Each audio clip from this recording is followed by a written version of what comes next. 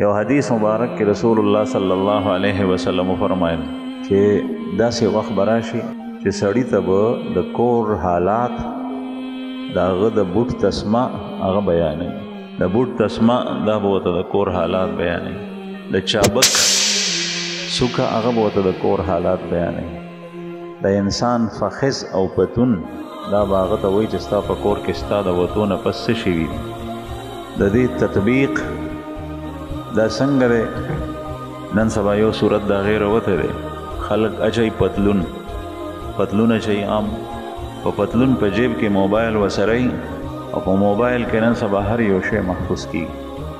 ته چې موبایل وګورې تا ته هغه هر څه ریکارډ کوي. یو سړی دی کاروباري، هغه په خپل کاروبار او په دفتر کې دې سلسله کې تاسو زمانه به ښه پوهېږي. بعضې افراد په خپل کاروبار او په دفتر کې کیمرې لګولې دي او خپل موبایل د کمپیوټر سره کنیکټ کړی دی.